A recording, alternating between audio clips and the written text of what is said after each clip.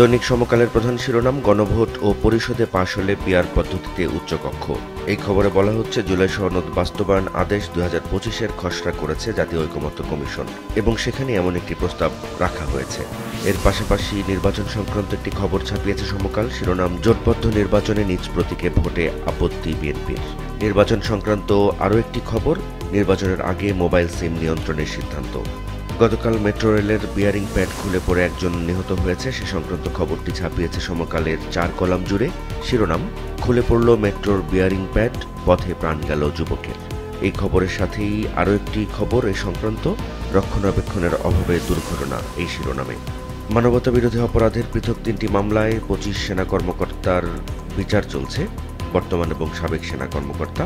এ সংক্রান্ত একটি খবর সমকাল ছাপিয়েছে, অভিযুক্ত 15 সেনা কর্মকর্তা এখনও কর্মরত, এই শিরোনামে। সমকালের শেষ পাতার খবর, এবছর ভরা মৌসুমে ইলিশ আহরণ কমেছে 23%। এই খবরে বলা হচ্ছে, গেল 4 বছরের মধ্যে ভরা মৌসুমের সবচেয়ে কম সংগ্রহ এটি এবং মা ইলিশ ও জাটকা নিধনের কুফল, এমনটাও বলা হচ্ছে এই খবরে। দৈনিক প্রথম আলোর প্রধান শিরোনাম, এনসিপি 2 দিকই দরজা খোলা রাখছে। এই খবরে বলা হচ্ছে, জাতীয় নির্বাচনকে সামনে রেখে এনসিপি সম্ভাব্য আসন সমঝোতার বিষয়ে বিএনপি এবং জামাত 2 দলের সঙ্গেই অনানুষ্ঠানিক আলোচনা করছে। গতকাল মেট্রো রেলের পিলারের বিয়ারিং প্যাড খুলে পড়ে একজন নিহত হয়েছে রাজধানীতে, সে খবরটি প্রথম আলো দিয়েছে। মেট্রোর বিয়ারিং প্যাড আবার খুলে পড়ল, এই শিরোনামে। এই খবরে বলা হচ্ছে, মেট্রো রেলের এই প্যাড গত সেপ্টেম্বরে একবার খুলে পড়েছিল, আর এবার খুলে পড়ার কারণে একজন নিহত হল। প্রথম আলোর শেষ পাতার খবর, ডেঙ্গুতে একদিনে সর্বোচ্চ সংক্রমণ। এটি গতকালের ডেঙ্গু পরিস্থিতি নিয়ে। এই খবরে বলা হচ্ছে, শনিবার সকাল 8টা থেকে গতকাল রোববার সকাল 8টা পর্যন্ত ডেঙ্গুতে আক্রান্ত হয়ে 4 জনের মৃত্যু হয়েছে এবং এই সময় সর্বোচ্চ 1143 জন রোগী দেশের বিভিন্ন হাসপাতালে ডেঙ্গু নিয়ে ভর্তি হয়েছেন। দৈনিক যুগান্তরের প্রধান প্রতিবেদন, কারাবন্দী 15 সেনা কর্মরত।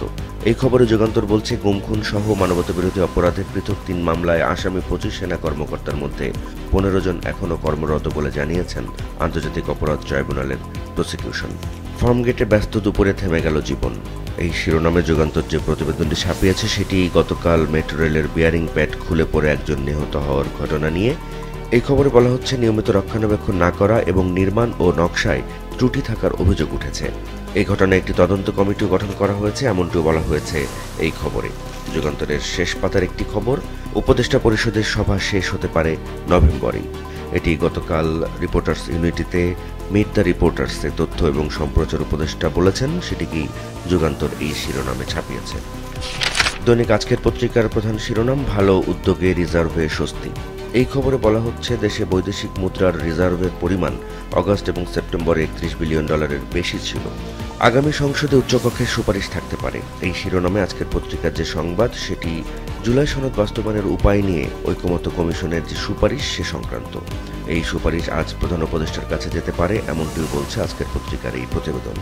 আগামী সংসদ নির্বাচনে 300 আসনেই প্রার্থী দেওয়ার প্রস্তুতি নিয়ে এগোচ্ছে বামপন্থী দলগুলো এবং দলের বাইরেও গ্রহণযোগ্য ব্যক্তিদের সমর্থনে চিন্তা করা হচ্ছে।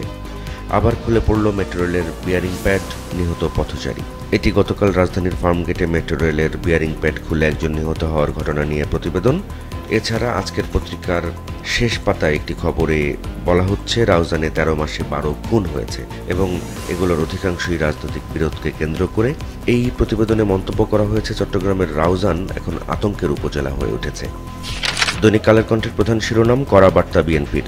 এটি দলের মনোনয়ন প্রত্যাশীদের প্রতি বিএনপি নেতাদের বার্তা। আসলে এই খবরে বলা হচ্ছে, দলীয় প্রার্থীর পক্ষে ঐক্যবদ্ধ থাকার নির্দেশ দিয়েছেন তারেক রহমান এবং বিভেদ সৃষ্টি করা যাবে না, দলীয় প্রার্থীর বিপক্ষে গেলে ব্যবস্থা নেওয়া হবে, এমনটি জানানো হয়েছে মনোনয়ন প্রত্যাশী প্রার্থীদেরকে। মেট্রো রেলের বিয়ারিং প্যাড পড়ে পথচারী নিহত, এই শিরোনামে কালের কণ্ঠের যে প্রতিবেদন, সেটি গতকাল রাজধানীর ফার্মগেট এলাকায় একজনের নিহত হওয়ার ঘটনা। এর পাশাপাশি আরেকটি প্রতিবেদনে কালের কণ্ঠ বলছে, রক্ষণাবেক্ষণে অবহেলা, ঝুঁকিতে যাত্রী পথচারী।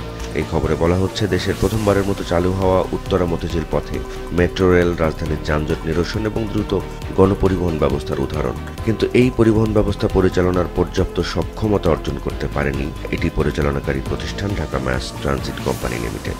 নির্বাচনের আগে মোবাইল সিম নিয়ন্ত্রণের উদ্যোগ।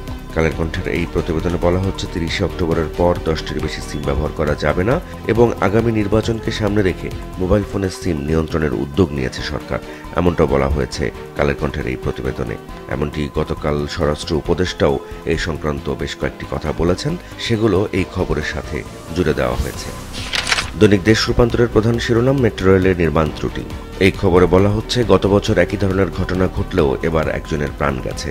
এই প্রাণ যাওয়ার বিষয়টি নিয়ে আরও একটি প্রতিবেদন ছাপিয়েছে, শিরোনাম জীবন নিল মেট্রো প্যাড।